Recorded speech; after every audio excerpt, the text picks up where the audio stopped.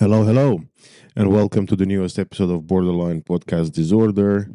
This is me, Levi, and my week has been pretty good, very good. Yeah, it's been quite hot.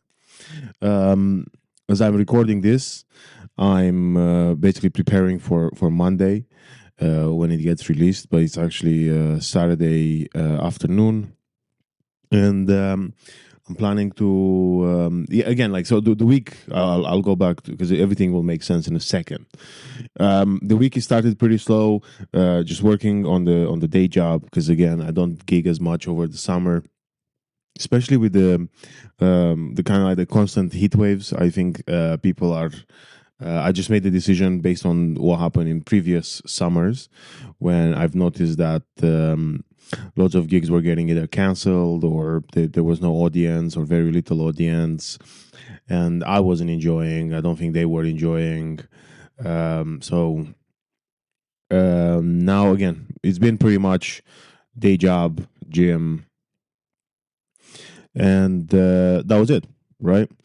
Then a couple of days ago, I got an email that I was selected. I've got offered to participate in the Spirit of Comedy, that the Ricky Gervais comedy competition in Birmingham. So as I'm recording this, as soon as it's done, recording this, yeah, and finishing the editing, as soon as this is done, I'm taking a train up north to do the competition, and I'm super excited. I'm very happy, and I'm kind of I'm very much looking forward to it.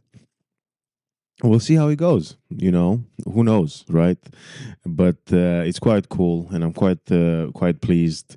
I'll be putting on the suit, so it's going to be a real comedy show, and yeah, I haven't been to Birmingham in ages, so it's going to be nice to check that out.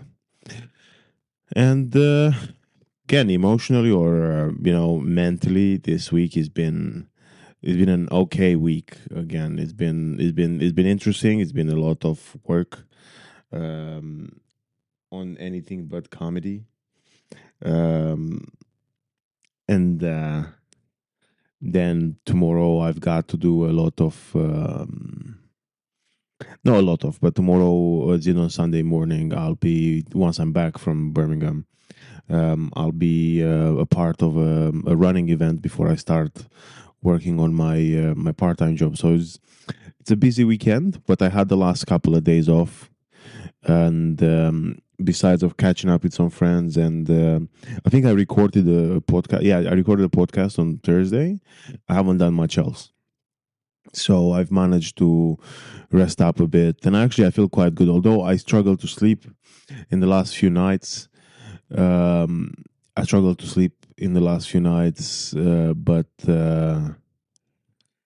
I feel somehow, rested, or like I rested to a certain extent. And yeah, I'm looking forward to the weekend. Actually, I'm looking forward to do the gig, and then to even to the run tomorrow. I want to get back into running. Funnily enough, I saw a notification earlier today that it's been 2 years since I ran my first 20 kilometers. And in that same summer, I've run 2 half marathons. So, it would be, although my priorities are a little bit different, I want to, I'm focusing more on my strength workouts, and like the compound exercises. I still want to get back into running, and I feel like it was quite fun when I did it, and I want to do it again. Um, Look, I think that's it pretty much, and I know last week the intro was quite, or like a little bit more heavier than it normally is. But now this week is pretty cool, pretty chill, and I think you'll just get to enjoy my conversation with this week's guest, who's Mara Mainka.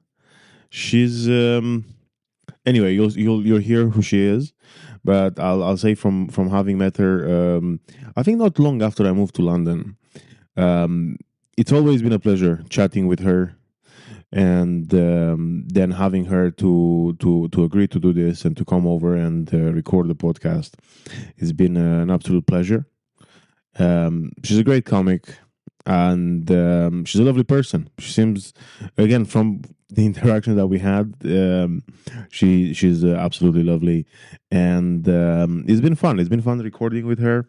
It was recorded a few weeks ago, maybe not, maybe over a couple, maybe like 3 weeks ago, during the first heat wave, if I may call it that. I think that's what everyone called it actually in the UK a few weeks ago. And you'll hear us address it, or me address it, ever since the beginning. But that's it from me. Enjoy the episode, and I'll catch you later.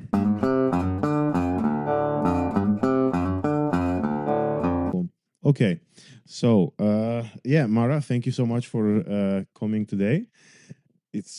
I mean, again, we have to address it. I mean, I feel like I have to address it in within 10 seconds of starting. It's hot outside. It's boiling. Yeah. How long have you been in London for? 13 years. Same. I mean, no, actually in England. I've been in England for 13 years. Okay, nice. Yeah, 13 years London, 2 years up north. Where? Near like Lancaster, Kendal. Oh. How come? Oh, I did 6 from there. So last 2 years of school. No way. Yeah. And I still have this weirdo accent. Really? Yeah. Why? What was the train of thought? It was supposed to be like a 6-month exchange, and then I did. And I've been 2 years. 2 years, exchange. and then I did uni, and then now I live here. So 6 months kind of went awry. It's been 15 years. Wait, hang on a minute. So you first came to UK for 6 months. Yeah, when I was 16. Yeah. And then it just kind of spiraled out of control. Oh, that's wild, eh? Yeah. Because let's go for anyone who doesn't who doesn't know you. Yeah. Let's start from the beginning. Mara, who are you? I am an enigma. No, I'm a stand-up comedian and writer. I'm originally from Germany, even though my accent doesn't sound like this anymore. My mom is from Romania, hence my weird German accent in Romanian. Very, very, heavy on the R's. Yeah. But yeah, so yeah, I speak Romanian, German, English. I live in London, and I do stand up and I write anything that has to do with jokes and words, basically. Interesting. But then you. Well, actually, that's another question I'm curious to ask you about is, do you only write funny stuff? I mean, back in the day, I used to write slam poetry, but I was a teenager, so it's okay to be pretentious. For the people who don't know what slam poetry is, which is not me, but I imagine some of the listeners would not know what that is. What is it? What is slam poetry? It's very, very tortured artists talking about the wind and the sea, and they're always very serious and very traumatized. And yeah, it's basically like poetry but spoken aloud, and a lot of it is very pretentious. I mean, I loved it. I was 16, 17, 18, so you're not at the time. Oh, so that was around the time when you came here. Yeah. Is that something that you thought about when you were like in Germany, or is that actually like it's kind of like, did you discover slam poetry as a even like younger teenager in Germany, and then you started doing it here, or did you just start it and you found it in England, or while you were in England and then you started? So my mom was a writer and poet, so that's how I found the poetry. And then I was studying English lit at Goldsmiths in London. Damn. Yeah, that was 27 grand well spent. Yeah, I was the first year that had to pay 9 grand. Thank you to the Tories. Is that good? Is that no? It's really bad. Oh, like, I had friends that were 1 year older than me, and they only had to pay 3,000 a year. And wait, hang on. I think that's how much I pay now. What, you pay 3,000? No, 9,000. Yeah. Yeah, so, 9,700. Exactly. Yeah. I think that's how much I paid for the first year in uni. Yeah, same. So yeah. Apparently the people that were 1 year older than me paid 9,000 for their whole BAs. No way. Fucking insane. But yeah, anyways, yeah, so I do stand up, used to do spoken word. But yeah, in terms of performing stuff, mostly that. And then, because you were talking about like your mom being a writer and a poet, Yeah. is I think that answers the question. Were your parents creative people? Again, the answer is yes, because this your mom was. Was your dad creative as well? I'm not really in touch with my father. I Ah. mean, yeah, I know he exists. Right, We've met right, a right, couple right. times. Okay. But yeah. But then, so I imagine then how. Here's a question: how long in your childhood Mm-hmm. did you did you find out like what your mom's doing? In the respects of like what her job is, and you were like, oh, this is like kind of that's a cool job. That's not like I mean, it was always kind of there because she was also like a journalist, so Right. and worked in radio, like a Renaissance woman, like right. 1,000 things all Things- at once. yeah. Very very Romanian, you make it work, you make money. Yeah. Whatever project comes Yeah. your way, you just do it. Yeah. But yeah, I think I realized maybe when I was like 10, Uh-huh. because there were always printed out papers everywhere and like No way. notes and like Yeah. the old school hoarder vibes. Well, yeah, hoarder. That's a good. I haven't heard that word in ages, and it feels nice to hear it again. No, but I was more curious, because it's kind of the respect of because again, especially like I know even when I was a kid, it's kind of like your dad. Like although my dad had like loads of like different hustles, but you knew like he's an accountant, Yeah. sort of thing, and that's it. And you're like, oh, accountants exist. Quite a few people are accountants, but then when you They are real. like someone's again because I even remember like I think in my hometown we had like we had a few journalists, but there was only one guy who was known his whole life to be a journalist. Yeah. And you're like, this is, it's almost again because the pool of talent is almost so much smaller that when you hear it, Of course. it pops. Like it pops. So then now, when you were, I don't know, in school, for example, where in Germany did you grow up? Cologne, so like West Germany. No way. Yeah. Köln. Nice. Yeah, big cathedral. Yeah, I've been. Pubs. I like it. I really like. I think it was good. It was a nice city. I've only been there for like a day or two, but I did enjoy it. Did you have any of the beer? Yeah, I used to Tiny drink at the beer? time. I mean, I had loads of beers. Yeah. Yeah, like I don't even. You go to like an old school brewery where they automatically bring you the beer. No, I mean, until yeah, you say stop. yeah, because it was the same as in like I think in Prague and I think in Bucharest there were some pubs where you just go and you just keep getting like you don't order beer. There is someone. That's how it should be. Why am I getting up to the bar? Like, just keep it coming. I mean, this is the thing where I feel like now we're diving into this the hospitality dilemma because I like the British pub culture. Same. I love it. I think it's cool. I think it's quite like it represents in one hand again the people of England and the people of Britain, but then I also feel like this new kind of generation where you like I get it back in the day where you I think it was the same because you had like, and again I might be wildly wrong because I'm only saying stuff that I imagine would have happened. Yeah. You had like 3 or 4 beers to pick up from maybe, like you had a couple of ales or like stuff like this. And then you pour the pints and that would take like a minute to like get served. Definitely. While now you have cocktails, you have friggin', and so busy and 75 like types of gin and tonics. It's awful. And that's where choice. I can't pick. Yeah, and that's why that's basically my point was that I feel like it's kind of sad or like I get it like because I get annoyed when I it's like almost I don't know if you and I don't drink now. But even when I go to, thank you. But even when I go to pubs with like other people, especially like after a gig or even before a gig, it's almost like you have to coordinate yourself. And it's like one is on the queue, the other one goes to the toilet, then the other one goes to the toilet, then another one finds a table. Yeah, are you sure you're not German? But you see, I don't think it should be like this. I don't think you should have to go through this. But again, it's just because, you have to wait because there are like, 750 friggin' drinks to pick from. And then someone's like,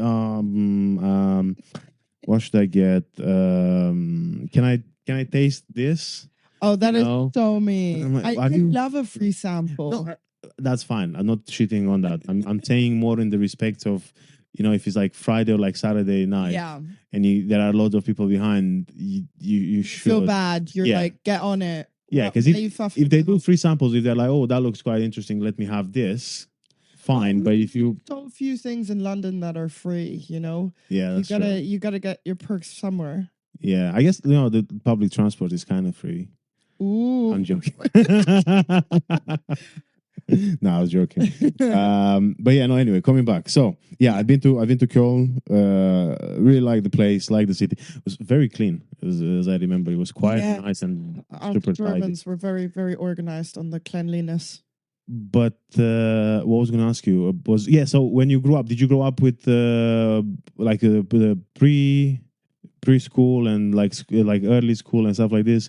Was it with like kind of like-minded? I'm quite curious. Like, was it like-minded individuals in the respect of because like if your mom again is like a creative, what you at that school where say loads of the kids' parents were creatives? Not or really. it was pretty much like a normal like state school where everyone's doing whatever.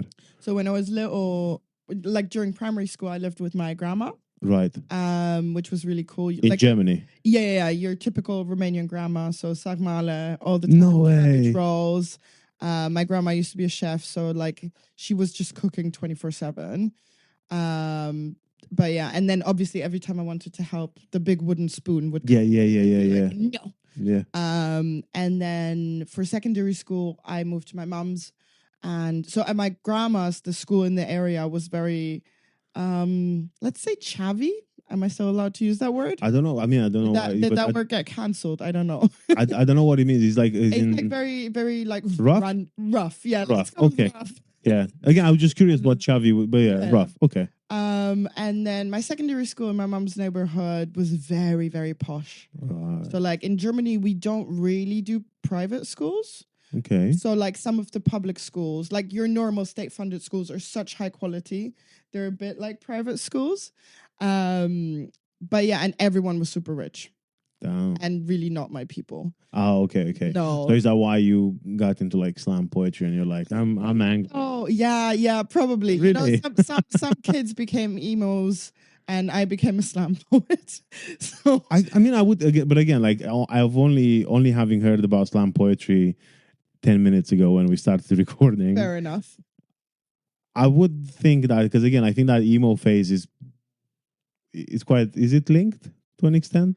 I don't know. I never felt like I knew how to do makeup well enough to be a proper emo. Yeah, but I wouldn't I mean, I always like to say that for a couple of years I was a Romanian emo, which is like, ooh, that's a whole different level. Which but it was like almost like a closeted sort of emo, because again, I would not get away with makeup. I would not get away. I would diagonal fringe. Yeah. Not even that. Like I didn't get to choose my haircut until I left home. Neither did I until I was 5.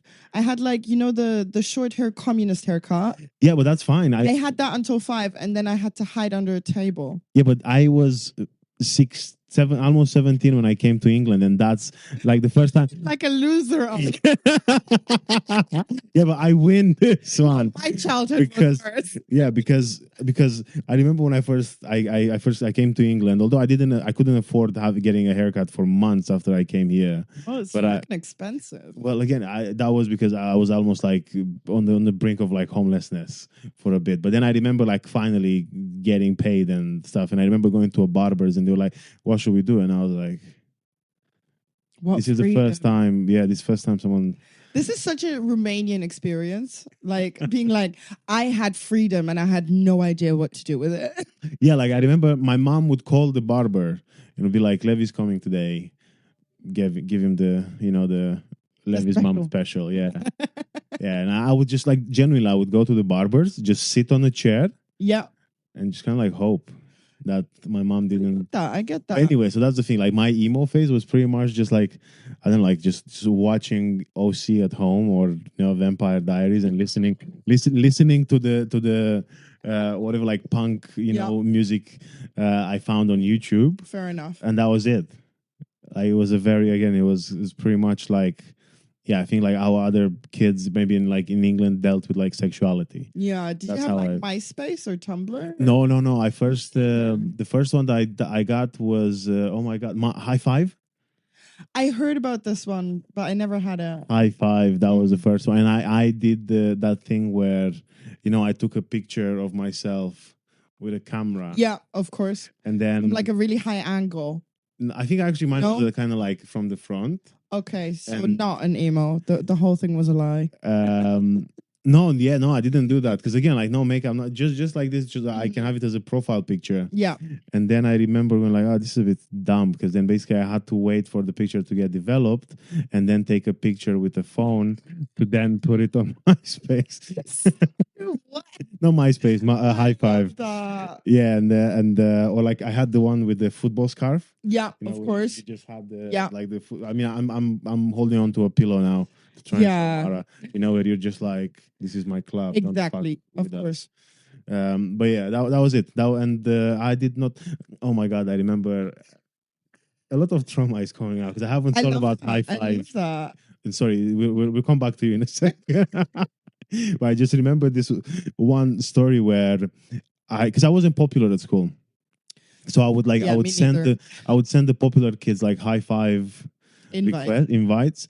And then just like the anxiety of like, oh, have they accepted it? Have they not accepted it? And now both you And now it's kind of now it's kind of like you go to school on Monday, and then you think, oh, did they see my invite? Did they not see my I invite? totally did see your invite. And it's kind of like you go past them and you start. I think I had this thing where I would like start like kind of like going like hi, like low key, but still to people that had no idea who I was. But I was like, I did send you a friend request on. I love that. That's very High confident. Well done. No, but I think it was like half confident because he was more like, yeah, we kind of know each other now, but Okay. but fair. still, like in my head, they didn't. But in my head, I was like, we know each other.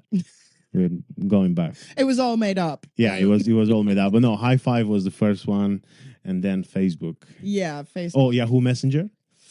Never had that. That was No. that was the thing you after you best friended somebody, you get their IM, YM, and then you speak on Messenger. Yeah, that is. Yeah, I only got a smartphone in 2018. No way. So like, yeah, there was a point where like I'd finished my bachelor and my master, and I still had a smartphone, and everyone in every bar and every club thought I was a drug dealer. I mean, I think when I look at you, I think therapist. Okay, And then now to think that people would go like drug dealer. I think it's because when I drink, I get really, really energetic.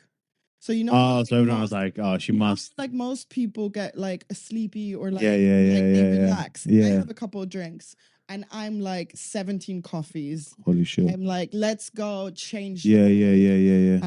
Yes, I might be neurospicy. I'm on a waiting list. Holy fuck. That's impressive. Yeah. Anyway, now let's come back a bit. Yeah, go for it. You were talking about like we're talking about the school thing, and again because I was quite curious to find out about that. Oh yeah, actually, you know what? And again, it's maybe not the easiest question because it's on behalf of your grandma, but what was it like to have like a Romanian grandma who lived in Germany?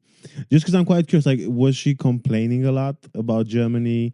Was she quiet? Is a hobby for grandmas everywhere. Yes, but I mean, in the respect of like, oh, this was much better in Romania. For Or example, I mean, my grandma was Transylvanian Saxon, so oh, like, nice. so like they're basically like Germans Yeah. that moved to Romania in the 15th century, and then for like 400 years fucked their cousins, and now all of the Transylvanian Saxons have like gout and diabetes.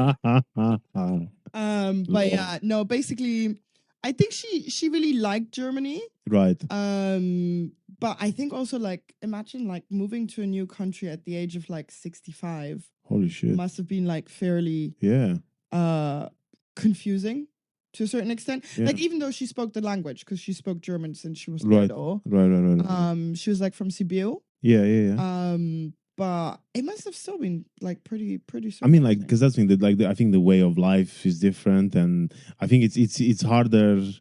I mean, it was harder for me as a teenage kind of like kid who grew up with freaking YouTube and Yeah. stuff like that, almost like the internet, not necessarily at the fingertips, but quite close to now go even a few generations or like a few decades earlier. Well, especially imagine like it was 1986, so they Yeah. left when there was like no food in Romania. Yeah, There was, yeah, like, yeah. nothing really. It's because quite cool that they managed to get out though. They were kicked out. They Oh, they shit. didn't manage. So I always thought, when your parents tell you stories about Yeah, communism, yeah. and as a small child you're like, well, my parents are crazy. Yeah. They're talking shit, yeah. Yeah. and then you grow up and you're like, fuck, that was all real. Yeah. So Transylvanian Saxons were actually sold. And obviously 99.9% did want to leave, so they didn't really care. I was like, oh no, what a shame. Yeah, my mom was the dumb one that didn't want to leave. No way. So the secret police just found a reason and was like, if you don't leave, you're gonna go to prison. So yeah, they had to leave. Seriously? Yeah. How old was she at the time? My mom was 27 or 28. Holy fuck! And is that why your grandma? Yeah. Right. So they were like, Yeah. you're not going on your own. That very Romanian mentality, like, fuck no. And then no, actually again, another curiosity. Go for it. How come West Germany? Was that by choice or? At the time, you would have still had split Germany. Yes. And then Bonn, which is like near Cologne, used to be the capital for West Germany. Right. So Cologne was kind of like always like the hip city. Right. Bonn, like, not to shit on Bonn, beautiful city, very cute, very picturesque, but it's quite old. Yeah. Like, Yeah. Cologne is much more like media people, and it's a very open-minded city. It's a very gay city. What, Cologne? Yeah. Interesting. So it's very free. Yeah, but I was actually curious in the respect of like, it's almost like whether you've asked this question or whether you heard any stories, because I would have thought that or like were they not perhaps like allowed to go, like how come, like what was that, like were they not allowed to go to East Germany, because again that was like still a part of, or like, so I think one of my grandma's siblings was living in Cologne. Right, got it. So they took they were put on a train in Bucharest, and then I don't know if they had to switch trains or whatever. Yeah. I also didn't believe my mom when she said she was a refugee. And then I found her like refugee passport. Yeah. And I was like, oh shit. Yeah. Holy fuck. And then, so they arrived in Nuremberg. Yeah. And then basically a lady was like, do you want to go West Germany or East Germany? Just no way. Trains. It was like, yeah. pick one. Which is a bit like in the Matrix, like yellow, red. Yeah, blue or red. But yeah, and they just went for Cologne because they were like, oh, we got one family there. But also in theory, like they all spoke German, so it would have been a little bit easier than for other refugees in other countries who didn't speak the language. Yeah, exactly. So yeah. Okay, so now we got that. How? Because you're talking about how you heard your like mom or telling you. Was it just your mom telling you those stories, or was it like your grandparent? Was like a combination of the family around you? Actually never spoke Romanian with me. No way. She was really scared if she was speaking Romanian to me. She was like, oh, what if I learned German wrong? Right. Which is odd because I mean she was bilingual as well. Yeah. She spoke both languages perfectly. Yeah. She also spoke like Transylvanian Saxon, which obviously now is a dead language because all the speakers emigrated and it's not spoken anymore. The only word in Transylvanian Saxon I know is shampus, which means slut. Shampus. She would always say that when she was angry. Nice. Just this little chunky Romanian lady being like slut. Nice. And everyone going like, what? Yeah, exactly. But yeah, sorry, where did we start off? No, I always speak like this. I'm absolutely fine. Tangents. I'm here to get us back. Good. No, but the question was whether you heard most of the stories from your mom or from your entire family, and then the question was around what age did you hear those things? Because you were talking about earlier about how you'd hear some of the stories and you'd be like, I don't believe this, or like this sounds, because you feel like they were always around. Always, right. But when did you start paying attention? Right? When is the first time you remember actually like I think when I was 12, so I used to go to Romania all the time with my grandma. Ah, But a lot of her friends in Romania spoke German as well. Like, right. all Yeah. Of course. Yeah. Pennsylvanian Saxon Yeah. grandmas. Yeah. And I understood Romanian perfectly. But when I was 12, I went to Romania with my mom. She had like a school reunion. Yeah. And yeah, I started hanging out with like her school peers Yeah. and all of their kids. And I started speaking Romanian because the first time they saw me, they like started cussing me out in Romanian for not speaking Romanian. Right. And they were like, slow Western, stupid, idiotic Western child. Yeah. And I turned around and I was like, go fuck yourself. Yeah. But yeah, no, I think when I was 12, when I started going to Romania with my mom, and we would like, take the tram or the metro, and my mom would be like, oh, on this street this happened, and on this street that happened. And that's in Bucharest. Yeah, exactly. And then when another question that I want to ask you is, Go for it. so you, what was your, again, because when you were at home, you were in Germany before you were 12. Again, you've heard stories about like being Romanian or like again being. Yeah. I don't know what was it like. What was it addressed to you? Like, was it you're Romanian or that you're a Romanian descent? But either way, did you have a picture of Romania at the time in your head? I was going to Romania at least twice a year. But before that, like before 12. Oh, literally, my grandma took me to Romania when I was like 6 months old. No way. Like, that typical grandma that's like, okay. look what my daughter did. Like, baby, like, and all the little grandmas are like, holding your chubby little cheeks, like very much like, look at her. Right, got it. But yeah, so in that way, and there was always Romanian food. She was always cooking, ciorba, like heavy soup, and everything. So yeah, I don't know. It felt more like a extension, of Germany. Yeah. But it was also the 90s, so like taking planes was very different. It was much more adventurous. Yeah. And much more expensive. I like found an old plane ticket, and apparently a plane ticket back then from like Germany to Romania was like 300-400 euros per person. And I'm like, no wonder people didn't fly that much. Really? Apparently budget airlines weren't a thing yet. So you had to like go to a tourism agency and like. I mean, still, even then, that's ridiculous. Anyways, we're so lucky. We're so lucky. Thank you, Ryanair. Thank you. Yes, thank you. Anxiety. Yeah, I mean, I wouldn't be surprised if someone from actually like a cheap airline, but like one of those who's like, oh yeah, the flight is going to cost you €5. However, you will have a panic attack.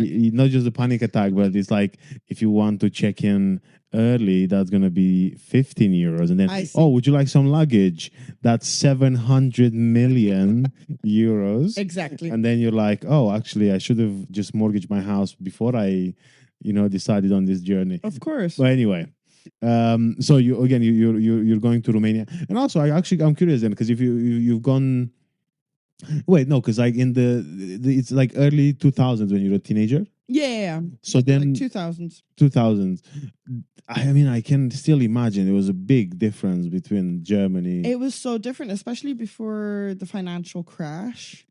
Because I feel like before 2008, when I was going to Romania with my mom, it felt really like buzzing. Like everyone was like making money and like feeling hopeful in Romania. Yeah. Right. And then 2008 came, and like I remember we were there in the summer and we went for like to a restaurant, and that typical Romanian style, when the bill comes, everyone starts like screaming at each other because everyone wants to pay the bill. Yeah. And then we came the following summer in 2009, and everyone was like very embarrassed and like you pay. Being like, oh, I had this, you had that, and I was like, this doesn't feel very Romanian. What's going on? And like in Bucharest, in and around Bucharest, you could see like all of a sudden like houses that were half built. Yeah. And like never finished. Yeah, and stuff like that. But it was pretty cool. I don't know. But also it is a very different world than the world I'm used to. Because in certain ways, like not to be too general, but on the whole, I would say Western Germany, or at least Cologne, is a little bit more 2025 than certain areas of Okay. Romania. Yeah. In like Yeah. not in terms of misogyny, in terms of Yeah. homophobia, your Yeah. typical stuff, Yeah. racism. No, which I xenophobia. again, Yeah. that's why I understand completely, and it's kind of like But you don't see those things when you're a child. All you see no, when you're yeah, a child is like, amazing desserts, great cakes, yeah, soups. Like, yeah. Well, this was a thing that I was kind of like curious. No, yeah, just curious about because it was like you said. You again. That's why I meant like when you're like you're growing up a bit and you that's when you start noticing the differences because like you said before that is kind of like whether you're a child. I mean, I almost feel like although that's I have other views that are very contradicting to what I'm about to say, but yeah. it's almost like when you're a child, you're a child. I think Like so. it's not that again you notice stuff, but it's almost like and please again I would love to hear your point of view on that, but it's kind of like you almost have you live life in like retrospective because you're like growing up you're like oh yeah I remember as a child actually I've seen this Yeah. and then I've seen that and I was like oh that's quite weird, but then at the time when you're a child you're kind of like you're just a kid and regardless of where you're going because I've been in a couple like again different places growing up. Yeah. Again, although I lived in Romania, but we would just go and like visit family. And then you just be like, at the time, I couldn't care. And then now, after like, again, I got like, not wiser, but just older. I'm like, oh yeah, that was actually like, that was a big difference. Yeah. How I felt in said country than how I felt in Romania or like how I felt in that country. Or like even now when I look at people say like in England. Yeah. And I'm like, oh, that's huge. I think also it's things like, for example, my grandma's, my mom, where my mom grew up, is very much on the outskirts of Bucharest. It's like it's like Rahova. Yeah. Magurele. What sector? Like, 5. 5. Yeah, where the old mayor used to steal all the money, and maybe the new one does as well. I don't know. I mean, I think everywhere. Yeah, it's in Romania. That just goes without saying. No, but I remember, like, for example, one time, the typical story, like my grandma's best friend stole the house. And, your typical Romanian story, like someone steals a house and then you're in court for like 15 years. Yeah. And then we got the house back. And when I was very little, we used to go there and like renovate it. Yeah. Because why have mental health and holidays? Yeah. When you can learn how to lay pipes. Yeah.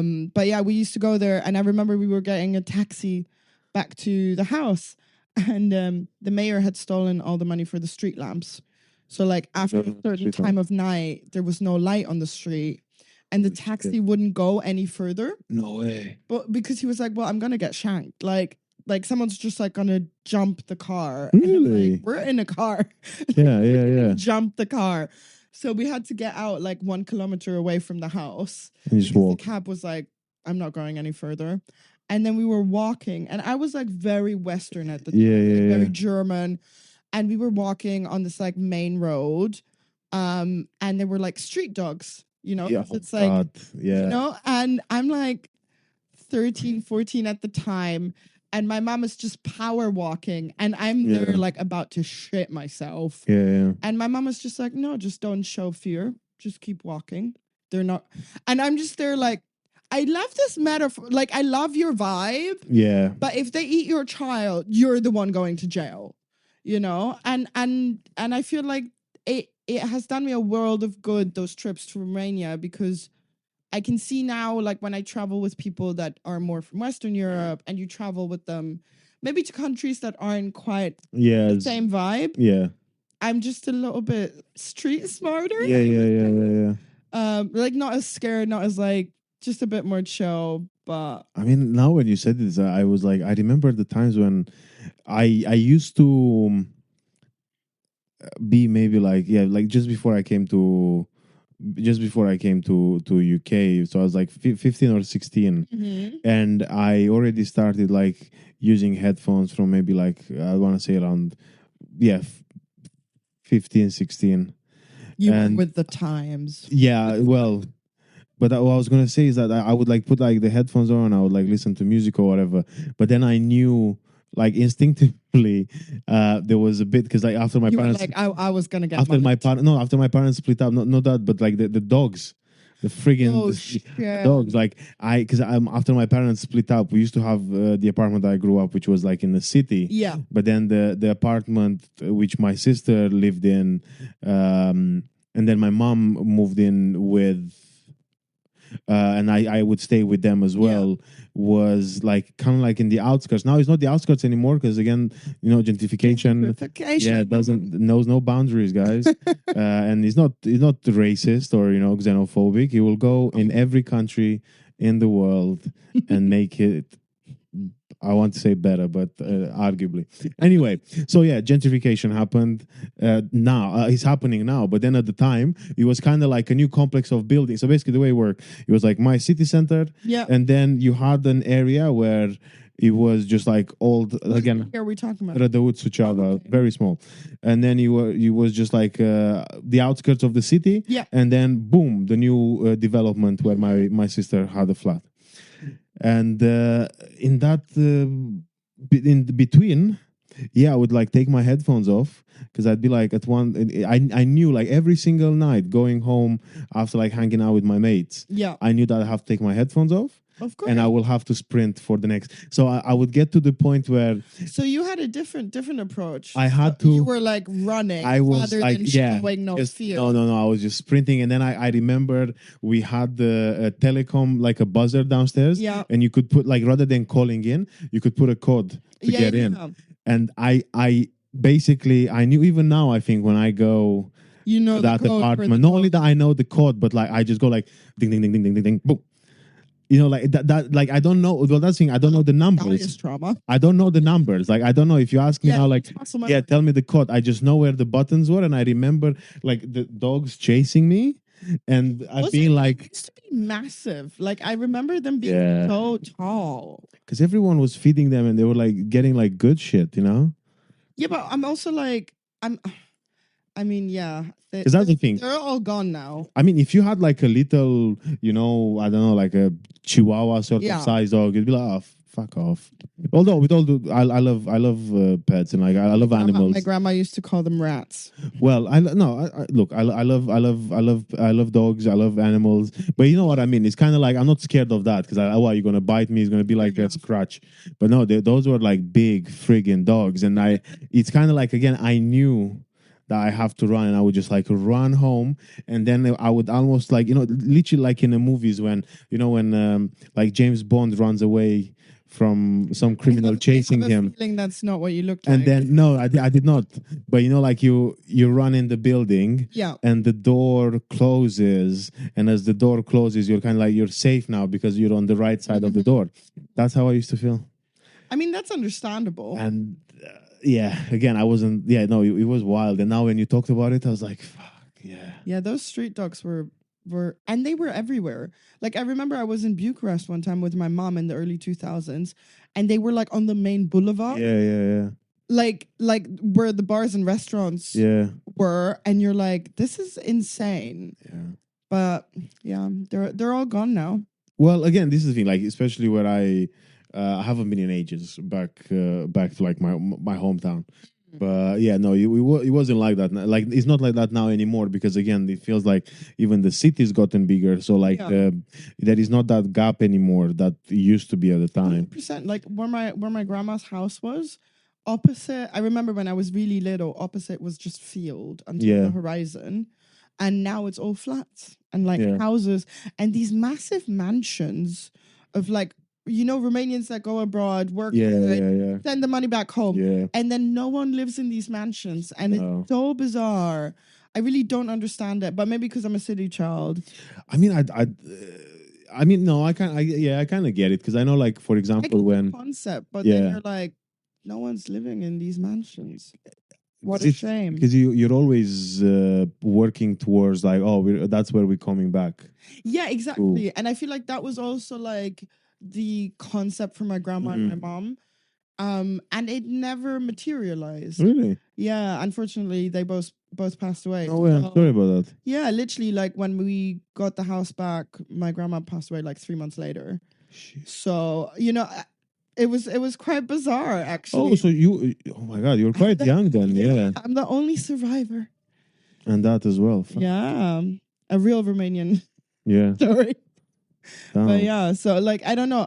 I see like I like keeping not traditions, but like in winter I'll make sarmale Mm-hmm, and like maybe not chorba because making those Romanian soups takes like 3 days and years off your life. But And yeah, and I also feel like this is one of the things I find a bit, besides of a couple of types of soups, I think that's one of the overrated. If I'm being complete again, that's me being honest. I Sorry, I it's hard to say. eat all of the food and I especially like fuck, what is it called? Tripe soup.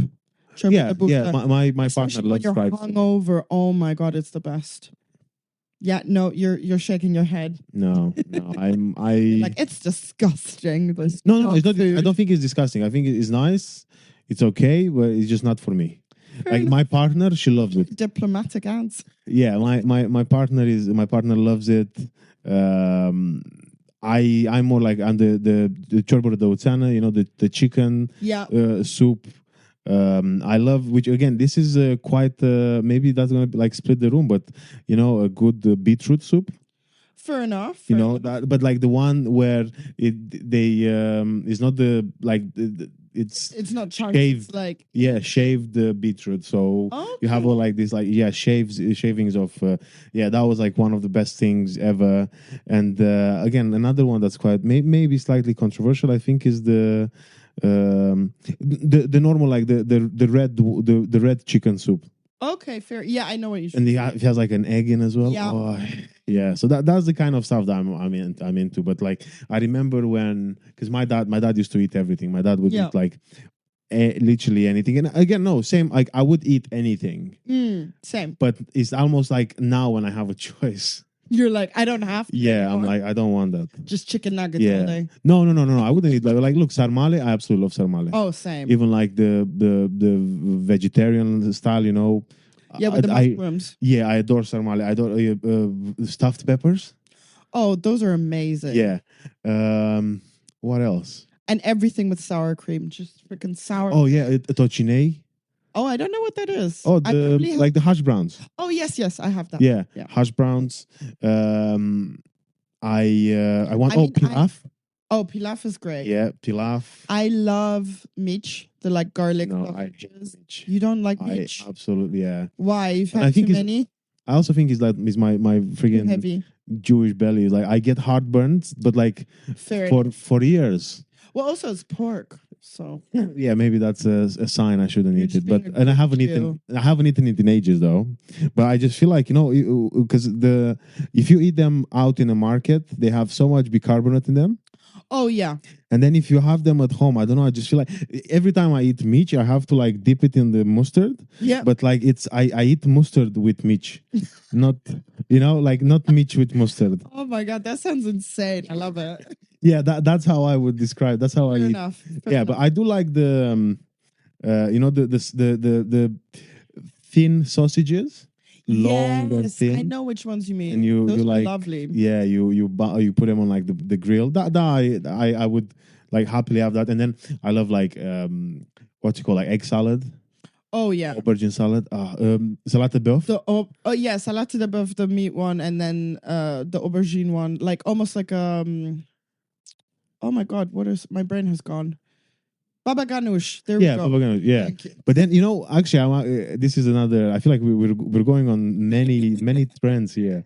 But one of the questions or like something I want to ask, because you said your grandma was a chef. Yeah. Did you make salade de bœuf? Yeah, she always did, especially in winter. How did you, if you had to explain salade de bœuf to a friend or like someone again that's not Romanian, someone that you say if you had like someone growing up that had no similar like ancestry to ours? Okay. Because I find it like to me it's kind of like it's a salad, but it's not a salad because it has just mayo. It's just stuff dipped in mayo. And I think that's my favorite salad. And the only thing that's like not boiled, no, even the pickles, like if you put pickles, even the pickles are like, it's like, that's the thing. There is no. It's like, oh, which fresh vegetable is in there? I'm like, none. Because the That's very true. potatoes. But then again, like in Germany, for example, they have loads of these salads. Oh, really? Like loads of mayonnaise. If you go into like a Lidl in Germany, you have like all the noodle salads are with mayonnaise, like in the fridge noodle salad. Yeah. All the potato salads are with mayonnaise. You can get one with like vinegar and yogurt. Yeah. If you're like in a diet. Yeah. Weird. Loads of, I know, right? Yeah. Loads of like, there's a cabbage salad with mayonnaise, like shaved fresh Yeah. cabbage. I love that. Like Yeah, like that's very coleslaw. nice. Yeah. Yeah. It's really lovely with like barbecue as well. Yeah. And then, so like, I mean, I run on mayonnaise. It got so bad at one point, I couldn't have sunflower oil and eggs at the same time in my house.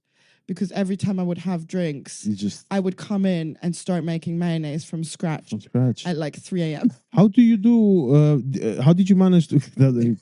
This has nothing to do with mental health or the book. Now, Oh no, mayonnaise has loads to do with mental health. yeah. So is that when you knew you have to be a comedian? No, but how did you manage not to? Because I don't Well, even it doesn't splash it. all. Yeah. How do you have a technique? I have no technique. I mean, it's in theory you're supposed to put. I don't put the mustard in first. I just take the egg yolk with a little bit of oil, and I put the mustard at the end, like when the mayonnaise is done. Oh, okay. Whenever I've put the mustard first, it curdles, Right. and I don't know why. But anyway, I just thought I'd fix. I'd find out something too. like in terms of mental health, I feel like a lot of this food that I grew up with. Like it's really important for my mental health. I don't know why, but it's like because I don't have like any living family anymore. Yeah. Like it's like the food took like is the most active connection to like my upbringing. Yeah, which makes a lot of sense. Yeah. Yeah, because I think like then this is the thing like with my mom, she used to like bake stuff on like Fridays, and I'm like, I feel like the one thing, although I'm super lazy. Yeah, I don't do that, but I don't bake as much as she used to. I don't cook like she used to. Do it in the lockdowns, but for my own sake, I just make pancakes. But like crepes, cute. And I don't make like Irene, like my partner. She looks at me like you're mental because why? My mom used to make like 90 pancakes, like 90.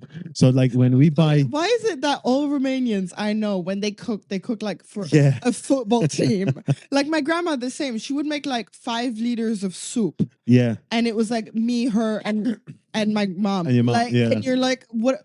Like a whole goose. You're like, who is coming? Yeah, and then like 5 days later, she'd be like, like, oh, I'd love a takeout, and like, you're like, nah, bitch, we've got. There is soup. Yeah, there is soup on the fucking stove. Did you keep it on a balcony as well? Yeah, of course. That's oh my god. She also kept me on the balcony. Really? There's loads of pictures of me in like a bassinet on the balcony as like a small baby, which apparently like I don't know if that's a Romanian thing or my grandma thing. But apparently, fresh air is good for small children, so she would leave me on the balcony. God, no, I remember at one point my mom used to, because basically my mom had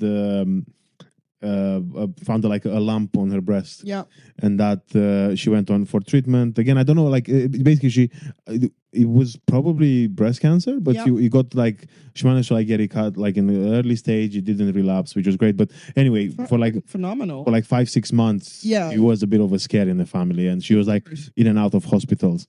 But then that's when she was like, okay, I'm gonna stop smoking. But she didn't. Like she kind of like was on and off smoking now. And then I remember at one point my I think my nephew was born, and then she was looking after him, and because my sister was still smoking, my mom would like bump cigarettes off her sometimes and just have a bit of a like a smoke here and there. But then what she used to do, because she was kind of like she was ashamed of my nephew, which was like 2 or 3 years old, but she didn't want to like to smoke in front. Yeah, in front of him. She would go on the balcony, but then because my nephew would go and follow her, she'd ask me to go and lock the balcony with her outside. Oh my god, I think you see where this is going, though. I think so, yeah. And I was playing online. Get your mama outside. Yes. I was playing. I can't even remember. I know it was like an online game basically. And I was playing. And my mom was like, "Come, like, close the balcony." No, I can't even. I don't. I mean, I don't think it made it better anyway. Okay, fair. I think he was like, because I know he was on a holiday, so it must have been either summer or maybe like Easter holiday or even Christmas holiday. But I just know that he was on holiday because I had no, Did you use the famous headphones? not And that's why you didn't hear no, her? not just that, but I just didn't pay attention because I was just like stuck in Just the game, just playing, and hyperfixation. then I could just hear like not banging on the windows, and like at the beginning I would hear like knocks. And I was like, oh, fucking, I thought, oh, maybe just like, The postman or yeah, or like, sometimes you have like beggars, coming. I was like, fair. maybe it's, just like beggars. That's fine. They're just gonna leave. And then I just keep playing. I keep playing. And it's like now it's over an hour. Oh my god, you're Yeah. Oh my god. And then I see it's over an hour, and then I get the. Fucking like I get because we had a landline in the house. We still had a landline in the house, but then we had it like connected to two phones. So one was in my room because my parents were like, in case we're not at home, you'd like take the message. Yeah, of course. The other one was in the living room. Now I hear the landline ringing, and then I pick up the landline, and then it's my neighbor being like, let your fucking mother in. Yeah, I go like, you need to go and let your mom, because what my mom did, she started shouting on the balcony, and then a neighbor above this, like across the road, saw her, and then my mom was like, call my house. Oh my god, I love that so much. I haven't thought about this in years, you know, and like genuinely, I haven't thought about. I think I'm gonna put it in my set. But like the neighbor, no, my mom goes like, call him, and then the phone, and I was like, oh fuck, and then I remember now thinking, I'm fucked. Like I knew if I open the door. Yeah, but also, what's the other option? I'm fucked. You can't leave your mother on the balcony. Like, if I don't open the door, I'm also fucked. Yeah, also like Romanian parents. Different level. It's a different level. I remember like the oh my god, the anger on my mom's fucking, and like I remember when I opened the door, like it's one of these. Did you like duck? Not just duck, but like when you make a deal and you're like, I only open it if you go back. Oh, like with a wild animal. Yeah, I was like, you're like, yeah. I was like, you go back. She's like, open the fucking like, back off. Back off. Then, I love the fact that she was completely right. And I was like, unlock and run. Yeah, totally. Like, you run. Yeah, I was like, I'm out. Oh, damn. Yeah, I just ran through the door, and I think I just went out for the rest of the day. Yeah, I think that's probably a good idea, to be honest. Yeah, and that was my that was the balcony. So again, fresh air is good for her, though. Yeah, definitely. Yeah. But I also think like whenever I spent summers in or like whatever holidays in Romania, and we stayed at my grandma's house, I would always like hang out with the other kids that lived on that street. Yeah. And it was like so different to my life in Germany, because like in Germany we lived in a flat, we didn't know any of our neighbors. No way. And then in Romania it's like everybody knows everyone's business. Yeah. Everyone is involved in everyone's business. Oh, interesting. So then you'd say, because I thought that's just maybe like even like a more of a, thing in a community where like just neighbors just change so much because like everyone's renting, for example. Well, I think it's also because like, I mean, at the time in Germany, I was living with my grandma. So I knew like all of her neighbors and stuff. Right. And my mom's, it was more like, she's going to work. She's not gonna be at home or anything. Got it. But yeah, I think the Romanian style, especially more in the countryside, where you have all the old grandmas outside they're like, gay on like a little bench or like a chair. I picture it. As yeah. Say, I'm like, that was my grandma. That was the biggest joy of her life. 100%. Yeah. My grandma still did it in Germany. Like from the balcony. Oh, my mom as well, from the window. Yeah. She would just like look through the window and she'd be like, it's like that meme, like most countries have security, Eastern Europe. Yeah, as grandmas.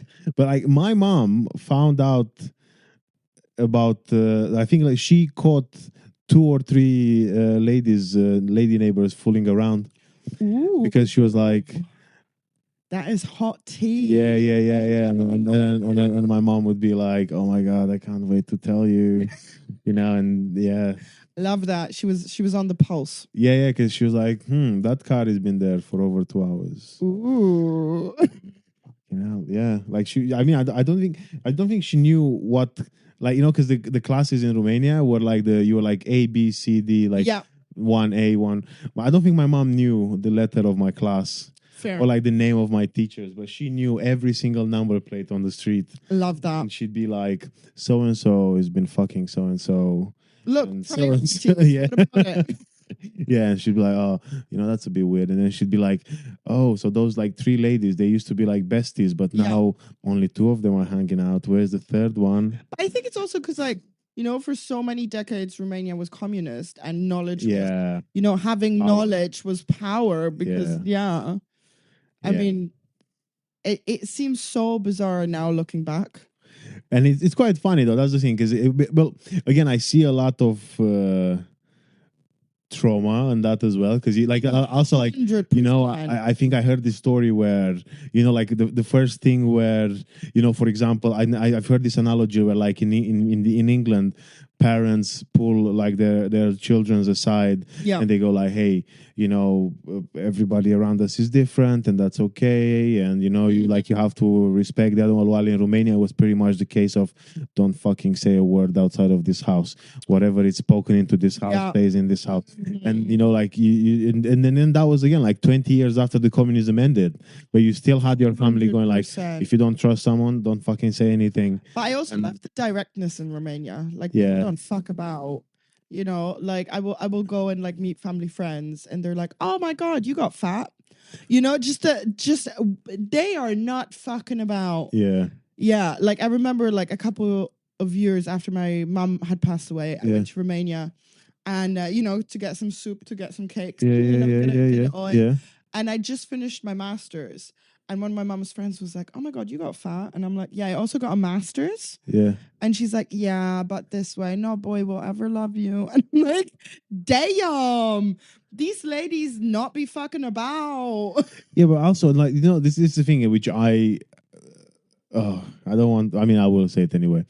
Go for it. It's never the ladies, like it's never the neighbors that were like in good shape either. No, like that's my. It never is. Yeah, because I remember my again, like I have some family members like that where they're like, oh fucking, like you're doing well, and I'm like, you're fucking talking, like Do you own mirrors? Yeah. Like I always think of have you watched the UK Office? Yeah. When David Brent goes like, like where people call him like fat, and he was like, I'm fat. What about him?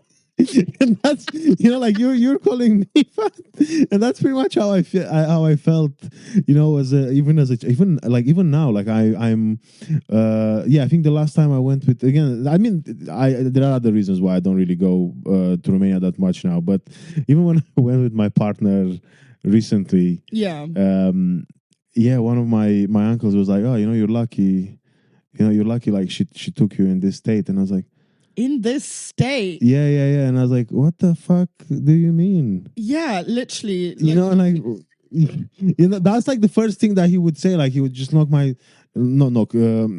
my hand. Yeah. And I'd be like, fucking hell. Literally same thing they did to me.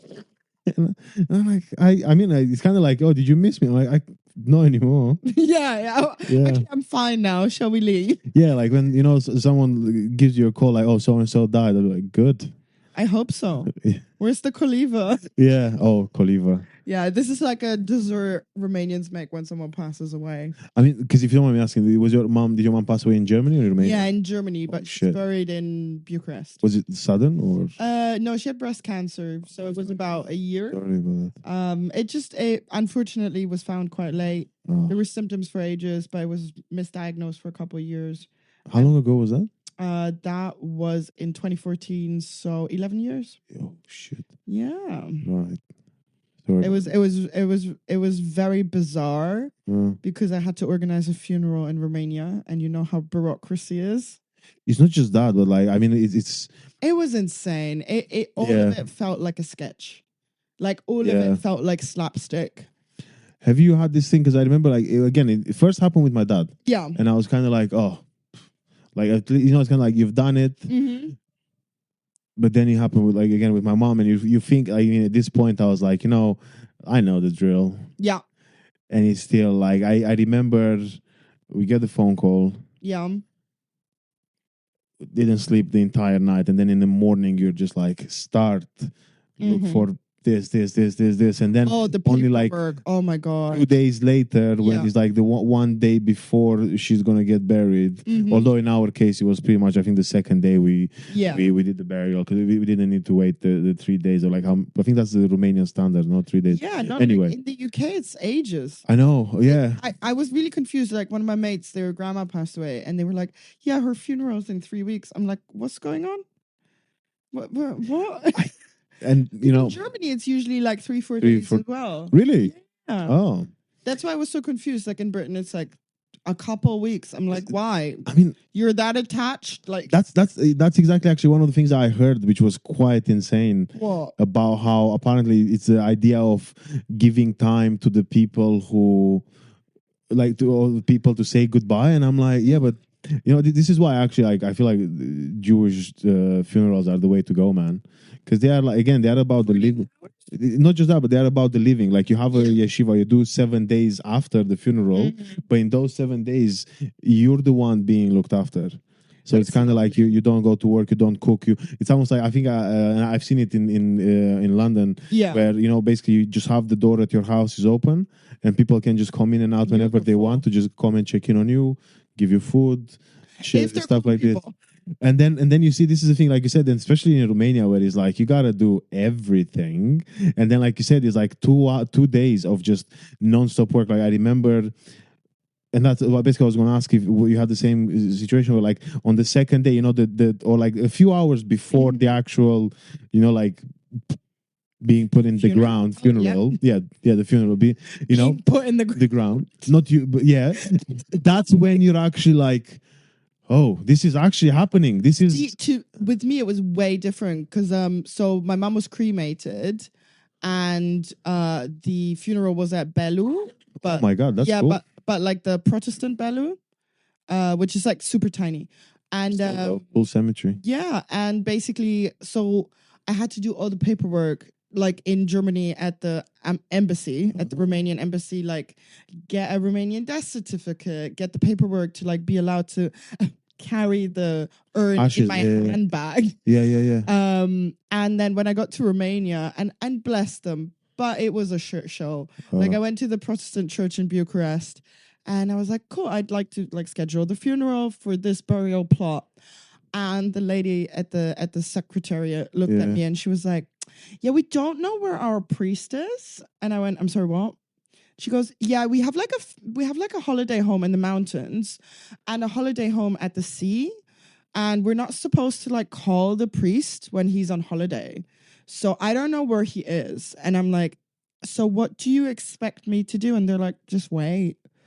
So I was like chilling in Bucharest for like 2 weeks until they located the priest. Right. Just with my mom chilling on top of it. Yeah. Oh. You know? Which it was just quite bizarre. And then the funeral itself was bizarre as well. Like we got there way too early, you know, like very Romanian style. Yeah. I was awoken at like 6 a.m. The funeral was at 11:30. I have no idea to this day why I had to be up at 6 a.m. Yeah. And we got there and this like BMW with tinted window pulls up, you know, like a gangster ramp. Yeah. And this man in like a wife beater gets out.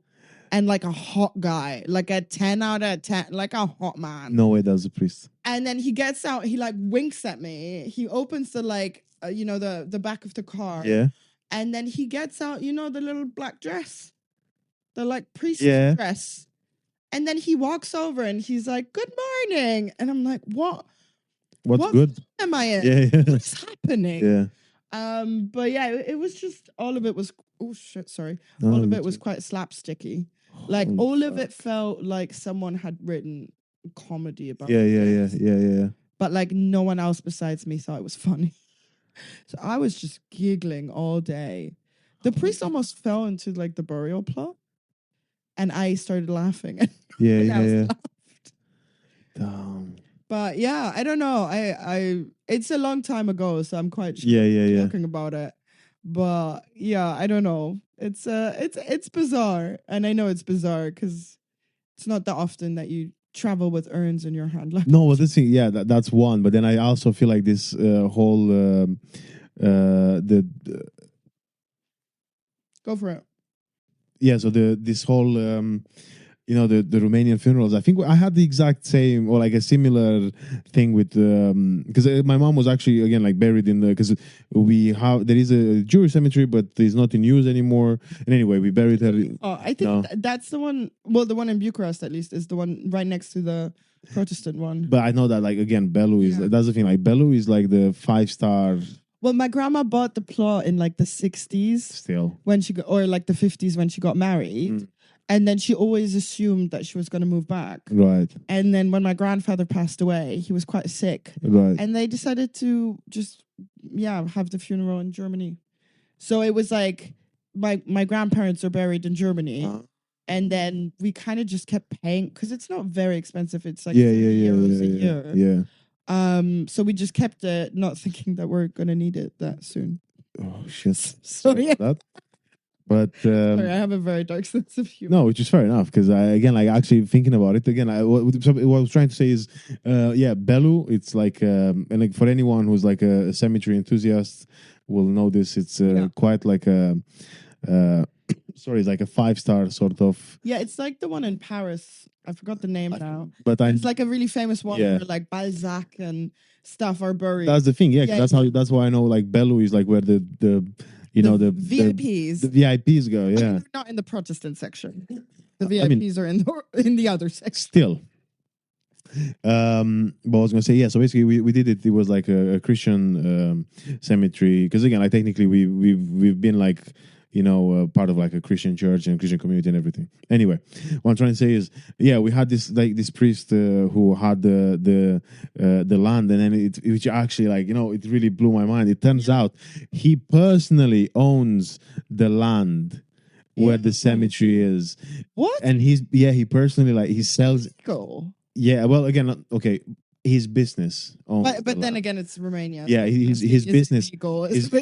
Yes, the answer is yes. Moral, no, but the legal, yes. Damn. And then it's the same. It's like this guy coming like in a 4x4 SUV, but he wasn't like a cool, like a good looking. Again, not like a good. He wasn't like a model. He was this like chubby, like big gray beard sort of guy, and then he just kept on giving like Manila singer vibes. Yeah, and he was kind of like, what if he goes like. Like you would be surprised if he's like in a strip club with a bunch of money. Yeah. But he was like, for the right price, everything is possible. Everything is because I remember just kind of like asking, can we do this, can we do that, can we do whatever. And again, it wasn't even actually, now thinking about it, it wasn't me because I don't, again, my perspective even then, which although I was kind of like debating and I wasn't necessarily like no, actually I wasn't a religious person at all, especially after my mom passed for a couple of years. Yeah. But at the time I was like, let's get done with it. But then my sister and like other relatives were, can we get her like in a nice spot? Can we do anything for the right price? Everything is possible. Nice. And I was like, fucking. I remember when my grandma passed away. So like she had like prepaid everything basically. Besides the how do you say sikrio? Besides the coffin? Yeah, besides the coffin. Damn, that was the first time I remembered the word in Romanian and not in English, like forever. But yeah, so like my grandma prepaid everything. And then we got to the funeral home. Yeah. And my mom was like in shock, Yeah. And the funeral home guy was like, so would you like our summer line or our winter line? And it's like, would you like this pillow in the coffin or this? And my mom was like, in so much shock, she barely able to speak. And I remember I was there, I was like, just the cheapest one. It's going into a hole in the ground. Yeah. He's like, mahogany. I'm like, mahogany? Are you wow? Yeah.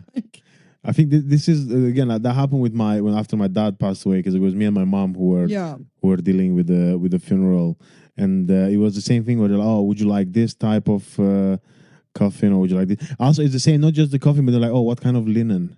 Yeah, and I'm like, they were like, do you want cotton because it's very breathable? And I'm like, the bitch is dead. Yeah. I was like, ain't breathing. Neither needs the fabric. Exactly. That's similar to what I said. Where I was like, like, okay, the fabric is breathable, but my dad is not. Like it was just mind blowing. And then I even remember like, do you think? And I think even actually happened with my mom, which again with my mom I kind of got it because again like my dad had a complicated relationship with a lot of people. He managed to piss off a lot of people.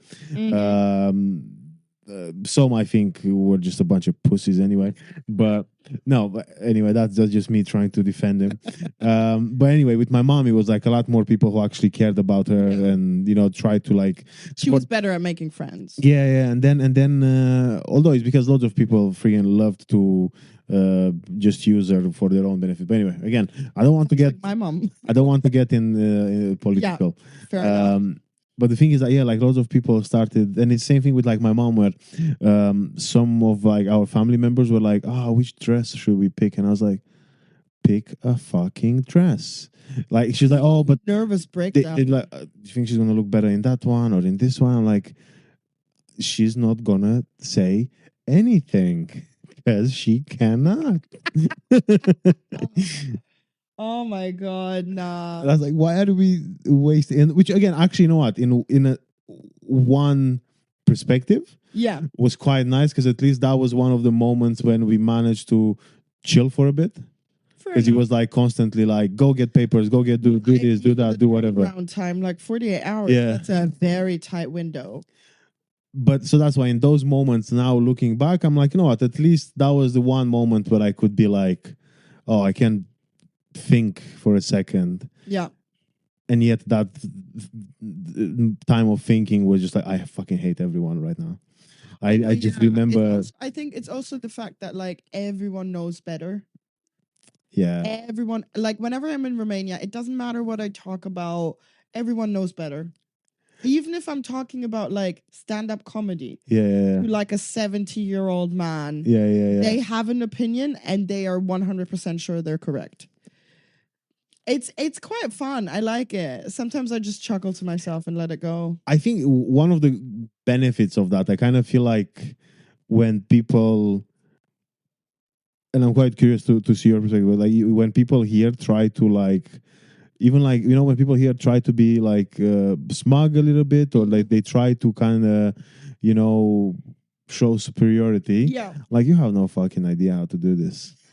I feel like that's the only benefit from having been like, or like growing up in this sort of like, culture where it's like, oh, I know better. Hustle. Yeah.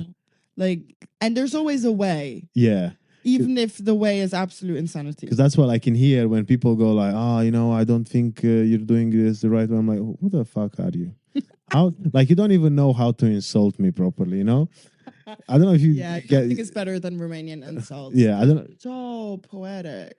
And do you get this? Even the sort of like the reviews, when people try to again like give you advice or just try to. It's not again. It almost feels like when someone I've noticed when people here do it, I'm like, yeah, fine. I mean, I can live with it, but then, if I'm in Romania, I'm like, oh shit, fuck.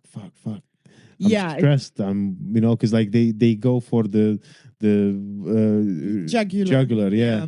Which again is very Romanian. Yeah, I was literally. They go straight for the jugular. When you did the hand movement, I was like, oh damn. Yeah. Yeah. Well, here, I just have feedback. Like, fuck off. Yeah. I remember my third ever gig I did. A man came up to me. Hashtag not all men, but it's always a man. Comedian? No, just audience member. member. Nice. Even better. Came up to me and was like, oh my God, you were amazing for a woman. And then just walked away. And that was my first real life experience of misogyny outside of Romania. I mean, well, now, do you say... Yeah, I mean, in Romania, I guess it's a bit more. I don't know. I'm always curious how, because sometimes I see things like, for example, recently, you see like lots of people show like again I watch a lot of stuff about like anti-Semitism in Romania, and it's kind of like but then the thing is, having lived there, it's almost like that it's coming from this place of. And again, I don't want to excuse it. If anything, I hate it. But it's kind of like, you see that it's not the hate. It's just sort of like ignorance, which is still not good. Yeah. And obviously, it still has to be addressed. But then even this one with the misogyny, I'm like, how does it hurt you? Like as an individual, like how much do you think about it? Or like how do you, does it affect you in any way? Like me personally. Yeah. I just think, like, And to a what bit- extent? a bit like what you said in terms of like, you don't go to Romania that often anymore. Yeah. Like, I just find every time I go, because I go maybe like once a year, once every 2 years, I forget how bad it is. Right. Got it. And then when I go, I'm like so excited about the food. Yeah. And then I, see the people and eat the food and hear the comments. And the fact that somehow, and it is similar for men as well. It's like you're only seen as a whole person if you're in a relationship. Somehow, if you're single, there's either something wrong with you, or like it's like you're living a lifestyle that is not understandable. Yeah. And then often these things are said by people that are in awful relationships. Yeah. Like they've been fighting for 27 years, all day long, all night long, and they're like, "You're gonna die alone." And you look at them and you're like, I'd "That's rather. lovely, actually." Yeah. I'd much You rather. know. But I think everyday misogyny, at least in Western Europe, is a bit more rare or more. It's not as clear. It's not as pointed. Yeah. It's a bit more. It's hidden. Yeah. As in like, sometimes there will be comedy promoters that think they can say certain things. Yeah. And I don't think they even realize. Yeah. Again, it's a bit like, idiocy. Yeah. Like, I don't think they're doing it on purpose. But you know, has like to be typical, like addressed. next we have something very special, a lady, like that kind of stuff. Yeah, And you're yeah, like, yeah. Oh yeah, because having a vagina always impacts the word I say. Yeah. Like, but then obviously you can also get the creeps that then do like inappropriate stuff. I don't know. I think it's more obvious in Romania than it is in Western Europe, I think. But also because I think here you're seen as a person rather than like just a woman or just a man. Yeah. And it's not so like focused on having kids. Like you can just have a life. Yeah. Whereas I think in Romania people are very focused on, you grow up, you go to uni, you get a job, you get a partner, you have kids, and if you don't do those things, then something is wrong with you. Yeah. And I think that's a bit fucked up. But then again, I don't know. I mean, everyone has a different concept of life. Yeah, and I think it's more about the case of, and that's where it becomes. I think it's to me, I've noticed. I like the one thing that became quite like hurtful is when it's like the idea of like, oh, what's wrong with you? I want to fix it, and I'm like, it's even if there is something wrong with me, it's not for you to fix. Sort of, Also, like, I don't know. Like, for example, my mom was single pretty much all her life, like with some serious relationships, peppered in there. Yeah. But like I remember my grandma's brother, my great uncle, calling and being like, so like my mom and my father were married. Yeah. And like my great uncle would call and be like, "How's the little bastard doing?" And you're like, "Are you well?" Like and things like that where you're like, girl, like it's okay that people aren't married, like and it's also people making comments on marriage and stuff that aren't all that religious, like people that are like, "You need to get married," and you're like, "You cheated on your wife like last year." No. Yeah, I think that was one of the biggest things, that the kind of like the hypocrisy where it's because I always I saw it like this, where it's when you hear about like sinning, for example, like even the commandments. What a lovely word, sinning. Even like the exciting. Well, because it kind of is though, because it's a thrill. Or like even the commandments is pretty much like, oh, those are the commandments, or like those are sins, right? It's not like those are sins in an order. But yet, sometimes some people like to, especially people who like to judge others. They kind of they are the ones who put like, oh, this sin is bigger than this sin, and then this sin, like some kind of hierarchy. Yeah, the hierarchy of like, because I've seen the exact same thing where it's like, oh, if you again, like if you gotta be married to do something, like, okay, you're married and you're still like fucking around, like you're still, and then it's like, well, or like for example, I remember saying like loads of people who are like very religious, but then in the other hand they would like fuck over people for like money or shit like that, or like again, I grew up in a community which was quite like well known for its sort of like mafia sort of The community was called Romania. not but the area I'm talking about, like like I grew up with like kids whose like parents had like their fingers cut off or shit like that. Same with the area where my grandma's house was. Like I didn't understand what our neighbors did when I was really little. Also because we were there once a year. Yeah. But then you start talking to them and you realize, oh, they traffic human flesh Yeah. and drugs. So and you see, but then this is the same thing, the same people who would be like the pillars of the community, because they because they are the ones who like built the church and did all these things. And I'm like, but then again, because now in your head you're like, oh, this is lesser of a sin, or like this is not a sin because again I'm married. So clearly, I can, or like I remember from, for example, people from, and it's actually used to be like a super common theme apparently in the 80s and the 90s, when like either loads of like Jews who made Aliyah to Israel, or like even Romanians who just went to Italy, Germany, or other countries, they needed money to get started, and then they would borrow money from like those like loan sharks, and then like I remember the story of one of our family friend who, for I think $100, ended up losing his flat for $100. Because this guy made him like sign on a piece of paper saying that if I don't give you the $100 in within this time, you can have my flat. Good Lord. And then the guy, I think apparently the guy went to, I think he went to Italy or something like that. And then again, apparently he was a bit of like a fuck up, like he used to drink a lot and shit like this. But anyway, he couldn't pay back. Yeah. And then for that $100, then this guy just took the apartment. Like he knocked on the door of his wife with his baby, and he was like, get out. Get fucked. This is my house. But then now and again, that's one case which I know of, or like, but then this guy now is like, he's one of the richest guys in our area. But most importantly, again, he's a pillar of the community, because he built a couple of churches nearby. He's like every time, like I think when they do those things at like Easter, like lighting up the candles and all this stuff, he's there. He's like next to the mayor and stuff. And but then that's the thing, people now they go like, oh, this is such a lovely human being, and I'm like, because they see that, oh, he's giving money to church, or again he's a good person because of this and this. But then I'm like, no, but that's technically, if you're a loan shark, I don't mean to be rude, but like you're not a good person. You're literally blackmailing. Yeah, like I remember, and I mean, again, I don't want, I know probably because I know many people from Romania listen to this, but I remember growing up and like, because he used to be I want to say sort of a family friend, and but I remember like even now when I've seen him at my mom's funeral. Yeah.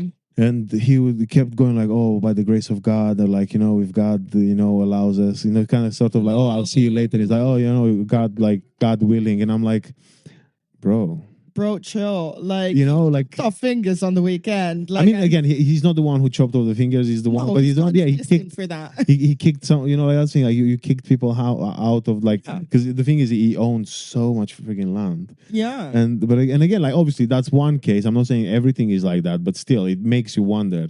And then it also makes you wonder, like, and again, it shows.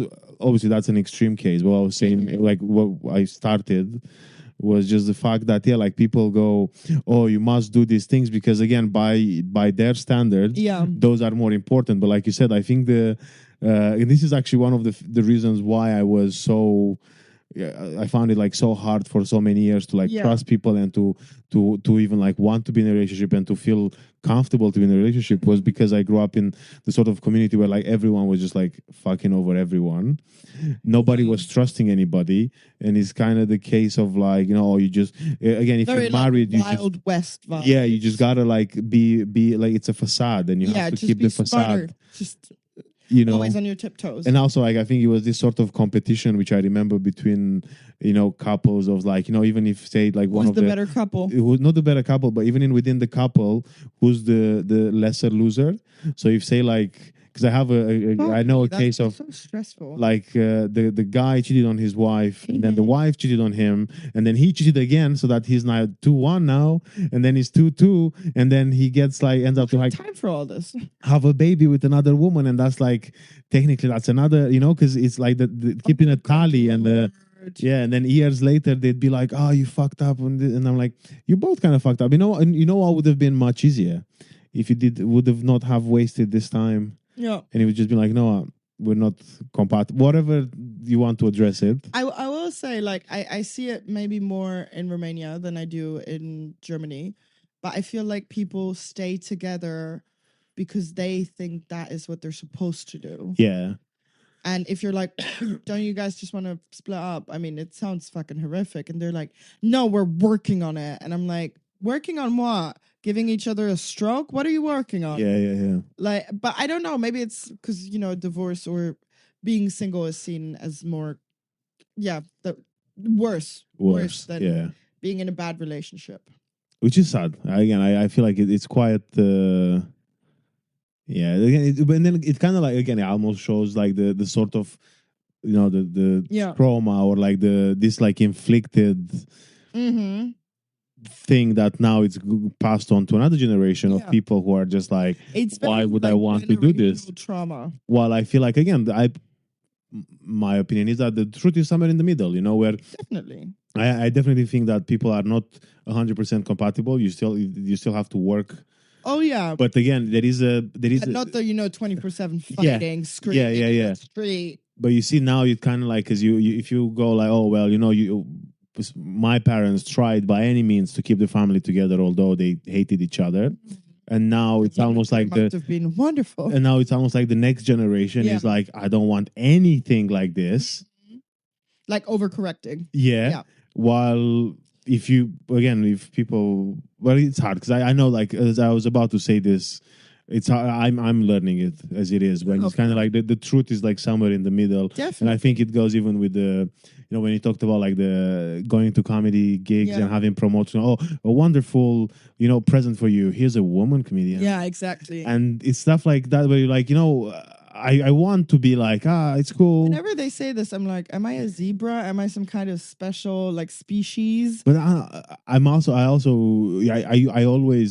often wonder. It's wonder. I think one thing that makes me really annoyed is that that's not what's special about something. If I'm going to say something else, so I don't dig myself in a hole. I love how you're already anxious. Yeah, because I was like, no, but it's kind of like, because when you think about like diversity on a lineup. Yeah, the diversity can be in regards to like what the stories that are being said, the type of comedy that is being done. So that's why, like, again, like, to me personally, if I see characteristics, exactly, but then when he goes like, here's a woman comedian, this is quite cool, right? And like, no, I think it's, again, I want to hear the said comedian, material and see, like, because that's what I would find captivating and then quite cool, where he's like, here's observational comedy, or here's storytelling. But let's be honest, like the big clubs, they shall remain nameless, but it's like 6 white guys called Josh or James, and then maybe like 2 black guys and like 1 woman, if possible, not white, if possible, also disabled, bisexual, neurospicy, and you're like, why does all of this need to be like shouldered by one person? And then they're like, we're trying, we just can't find the women, they're so hard to find. And you're like, are we? Or is it because your club is not safe and therefore we don't want to play at your club? That's another thing where he's like, no, everybody's welcome. And I'm like, no, but it's almost like, the way I think about it is, if you want to put up a good lineup, you have to go and do a bit of scouting yourself. Yeah. Like, you shouldn't just be the case of, I'm going to just wait for... Let's be honest, a lot of promoters, not to be rude, but they're lazy. Yeah. They're just going to book their mates because they don't want to spend more time on admin. And weird, because that is literally their job. Well, that's one thing, and then I think about the because you were talking about like the safety. Yeah. I was gonna say the safety thing, but it's not to like down talk it. It's just the word that came to mind. For example, a lot of spots you get through word of mouth, right? Yeah. And so, like, it's like you go for drinks after a gig on a weekend. well, women might not do that because you don't want to get the night bus. You might Yeah, not want yeah, to yeah, yeah. like feel, you might not feel safe traveling at Yeah. that late an hour. But I think like a lot of promoters don't take that into account, and then they whine about the fact that no women want to do their venue, or like they book people that are known as like rapists or creeps, and then they wonder why no women are applying. Well, again, this is the association thing. It's a huge thing, especially when again there is like this sort of of a culture which like we there needs to be like safety or like protection in place, because like it's almost like it goes like the thing when if someone had a good experience, they're going to tell one person or two people, but if they have a bad experience, they're going to tell 10. And then again, if so, like if a female comic goes like, you know what, that prick has been doing this and this, and then it will, but again, pretty much any other female comic going to like, actually I don't want to do this. Definitely. And it, like, yeah, it's just safety, like it's like the thing they say that men are scared of women laughing at them, and then Right. women are scared of men killing them. So it's just like a very different. No. Like it's a very different context to explain. Yeah. Because you're like, I'm all right if someone like thinks I'm hilarious when it's not meant to be hilarious. But I'm a big fan of life. I have a lot of debt. I'm still paying on my student loan. Paying off. Yeah. I just think I don't know. Like also, I think like good gigs for women, you will always see that like more women are applying for those gigs.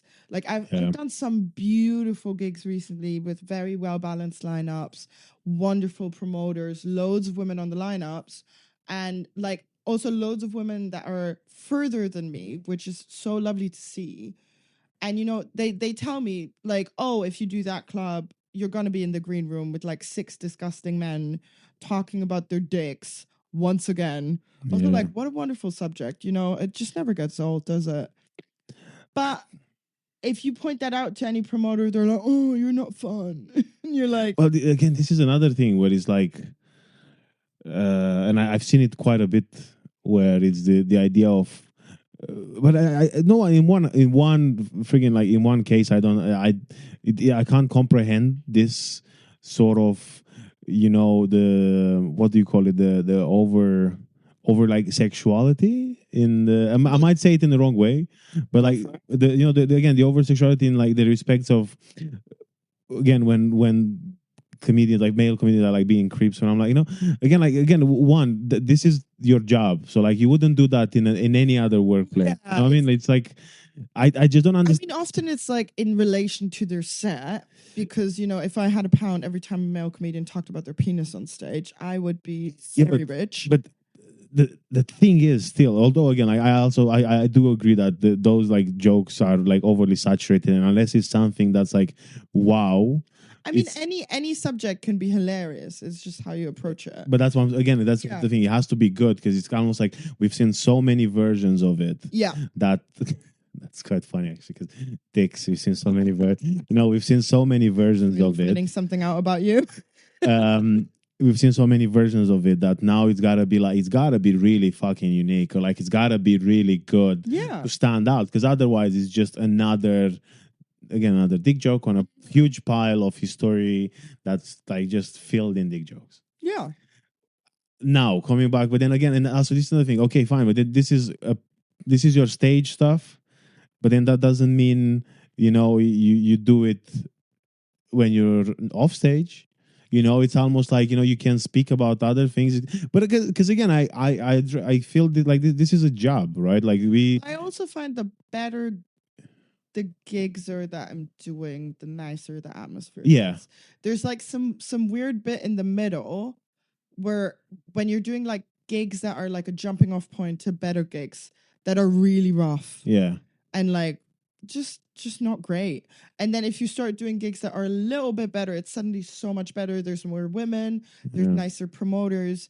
And recently, I will say, I've really cut down. I used to be like a hustle machine. Yeah. A week, 10, 15 gigs a week. And I was miserable because a lot of the gigs I was doing, they were not spaces women should be in. Yeah. People that weren't great people. you know. But now that I've really cut back and I'm doing less gigs but of better quality, it just feel better.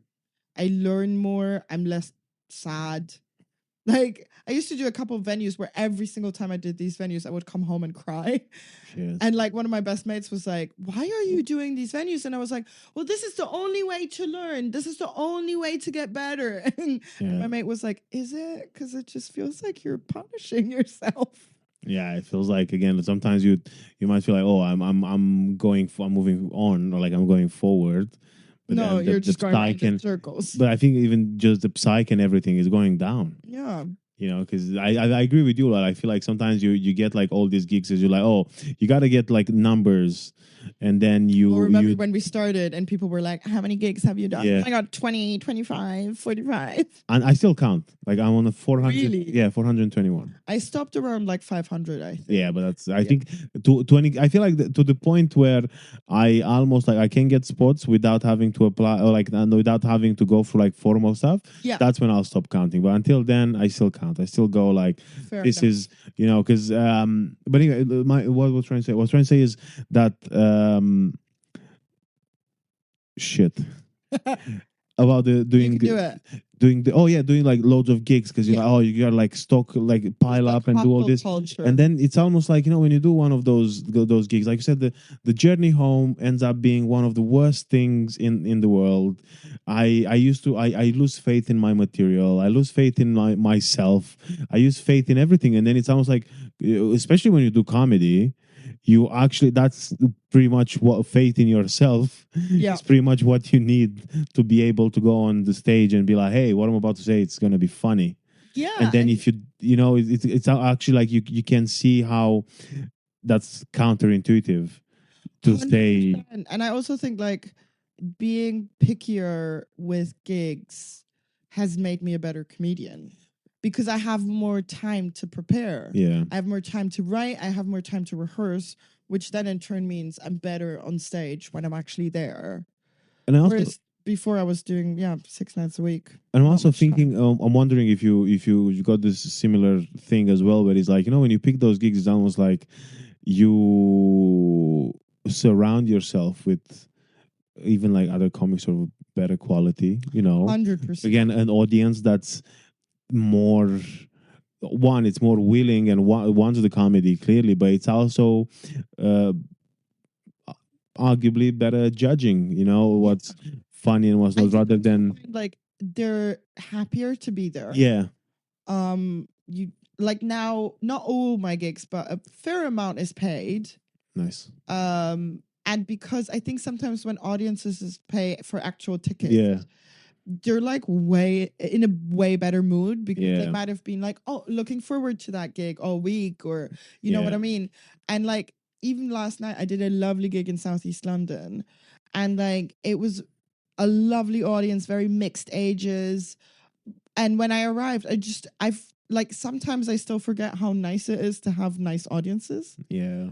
Because it's been like there were like a couple years where I was like just piling shit on top, like audiences where you're like, why am I here? Yeah. Is this safe? Like I remember one time I did a gig, I think it was in South Croydon, and I got to the venue and someone went, you know, we're all gonna have to redo our sets. And I go, what? And this other comedian points at a wall, and it was all Winston Churchill paraphernalia, and all the tables were Winston Churchill. And it's like a big symbol for like right-wing Tory places, like when you have a lot of Winston Churchill paraphernalia. And I go up, and I didn't even tell them I'm German for the first 5 minutes. Like I just wanted to get my set going. And it went swell. It went really well. And then I got about halfway through and I said, I'm German. And there was a big group of lads at the back of the room, like 25, 20-year-olds. And they started booing when I said I was German. And that's quite a big group. Shit. And like a lot of venues only have one or two security guards, you know. Like I remember one time I was at a comedy store doing King Gong because I don't have any self-respect. Or I didn't used to. And same thing, like a big group of people started like calling me out on the fact that I'm German. And afterwards I went up to security. I'm like, was that safe? Like, what was going on? Because it was like 50 guys. Yeah. And they were like, we can't kick them out because if we do, that will start like a mass brawl. Like, if one of them throws a punch, we now have like 300 people hitting each other in the face. And you're like, cool, I don't think I'm going to be in these spaces anymore. Like, do you know what I mean? Like, have you ever thought about that? I mean, like in big clubs, if one person throws a punch, it's very likely not going to be stopped.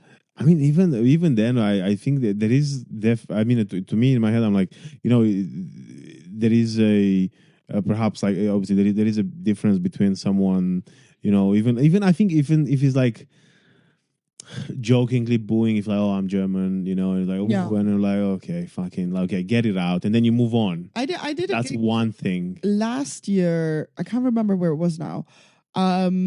Somewhere more outskirts of London. And the stage was in the corner of the room. And I remember I was looking to my left and I said I was German. And I could feel like something had shifted in the room, but I couldn't tell what happened. And I asked the MC after, and he was like, oh, someone like on your right did a Hitler salute. And I went, I'm sorry, what? And he's like, yeah, that's why the energy shifted. You just didn't see it because you were looking to add an audience member the other way. And when I was leaving the venue, that audience member came up to me and did a Hitler salute in my face. And I was like, what's wrong with you? And he's like, oh, it's just good old fun. And I'm like, are you mentally unwell? What's going on? That's where I'm like, you know, again, I do understand to the respect of like, yeah, if someone says something weird, if you, sorry, let me get my thoughts. Go for it. You say don't again, like cancelled this. No, but I just think that you go like, you know what, yeah, I'm German, and someone go like boo, and you're like, haha, okay, fine, fucking. But then when you're taking it even further, I'm like, bro, I mean, again, with all due respect, it's been what 80 years, you know, it's like kind of, and also like, why do you think? Because even if again, this is the thing. Even if it's like this is which I don't understand, because I'm not a fan of like left right, fucking like political shit anyway. But I'm just like, why are you like? How do you think you're gonna change the course of history or where the world is going? I have no idea. You know, because again, like if it's jokingly, because like I get it. Like I know sometimes I have friends who go like, oh, I'm from Korea. Well, you go, oh, not that Korea, and you're like, you know, it's quite funny because again, to me, I'm like, because you're playing that bit of like the stereotypes, which is still a thing, and it's relatable because everybody, like again, like I think it, you know, sometimes when you hear someone and you're like, you know, you want to say, like, your first thought goes like bing bing, you know, but there is a difference between that thought going through your head, again, actually acting on it, but then also to what extent. That's the thing too. It's pretty wild to go up to someone and do a Hitler salute. You know what I mean? Face. Like that's what I'm saying. Because if you go like, again, like that, then that was the thing. Because and this is where like sometimes I've noticed. I think with Romanian doesn't really matter that much. Like doesn't really happen. Sometimes I remember like after like last year I'd hide my Star of David and stuff like that when I did some gigs, because it's like I'm fucking, especially when I used to do gong shows still. I was like, I don't want to. Yeah, I don't do those to anymore. give a reason. No, I don't do them either. But I was like, I don't want to give anyone a reason to just not like me just because. Yeah. But then I also feel like, to what fucking extent? Like this is the thing that really tires me out, and like it annoys me. And even as you were saying your story, I was like, oh, this is so fucking ridiculous. Because again, like I get it. Like I see stuff and I'm like, certain things that you can't hide. Like when I did the King Gong at Comedy Store, that group of lads just started chanting, "Get your tits out." Like I can't hide the fact that I'm a woman. No, I mean, I could. But it would be very hard. No, but it's wild because you're like, I get it. Now I would know how to make them shut the fuck up. Yeah. But at the time, I was like 11 gigs in. I had like no skill set. It was still, you know what I mean? So I don't know. It's tough because I think it's things that exist in society anyways. Yeah. But quite often in stand-up clubs, people feel like they can say things because they're like, oh, it's a joke. But the person on stage is doing the jokes. not Yeah, the, but people forget. yeah. Yeah, no, I love it. I love it when you have like a heckler. My favorite comeback is oh, I wrote these jokes and there's no lines for you. But to be honest, a lot of my hecklers recently have been really sweet. You know, like Yeah. just people who've had maybe one too many drinks. Yeah. Like nothing nasty in recent years. Well, that's the thing. That's what I'm like, because it can't be done. Like again, I feel like sometimes, especially because oh god, it's almost 2 hours.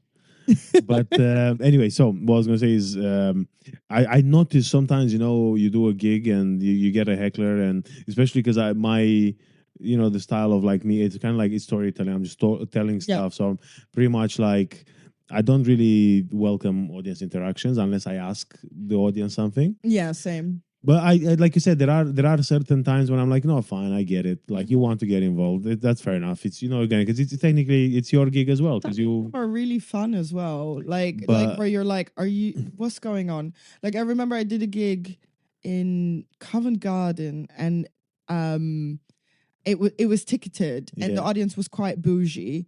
And at the time I was doing a set about growing up in Germany broke. And all I said was it was at the end of this long bit about growing up working class. And then I said, I live in a flat share. And a man in the middle of the audience stood up and just yelled, "No!" and walked out. And he did not come back. What the fuck? And to this day, I'm like, I wonder about that man sometime. I'm Yeah. like, What you happened? were angry that I live indoors. I don't know what's the issue here. But I felt like that was more about him than me. Do you know? Yeah, I also wondered, did something else happen? Did you get like a text message or some shit going like your house on fire? He like pointed at me. Oh, Like when he screamed it, he like stood up and like pointed at me and left. fuck. So yeah, Well- some of them you're just like, what is going on? The world is weird. And look, although I actually feel like before we started recording, I didn't necessarily have a direction, but I didn't think this is going to be the direction. And now it's almost 2 hours. If we ever get a direction, I don't think so, because that's the thing. I'm like, there was all this stuff which I thought, we're going to talk a bit about this and we're going to talk a bit about that. And I'm like, well, I feel like we did quite a lot of death. yeah, We did a fair bit of communism, yeah. and then some stand up sprinkled in there. Stand up, yeah, a bit of misogyny and like again the cultural, differences and stuff. Just Yeah, all very lighthearted. but I also think it's quite interesting because again, like I don't have many. I mean, I think besides of Radu, I barely have any Romanian. I remember one time I did a gig and I never used to speaking Romanian. Yeah, And I think Radu and Victor were on the bill. I think it was them, or maybe it was Rob Dan. I can't remember now. yeah. But I went up to a Romanian act or an act that spoke Romanian and started speaking Romanian. Yeah.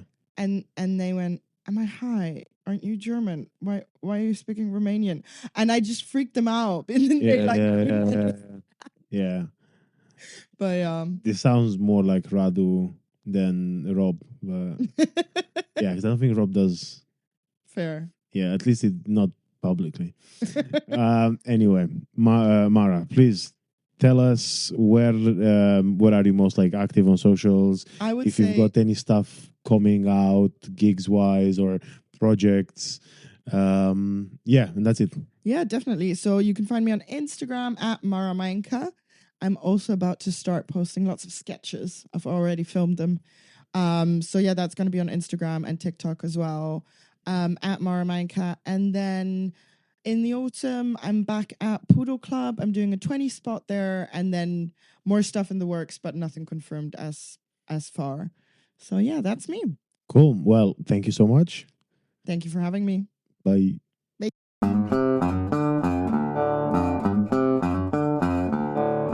Right. So it was good, yeah?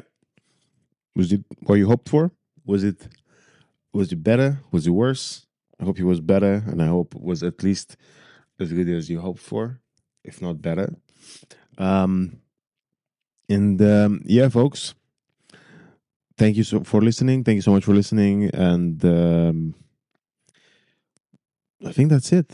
Yeah, this week again it's not. It's summer. Enjoy the summer. That's the one thing I gotta ask you, besides of making sure you check out Mara's socials and my socials, to stay in touch with us.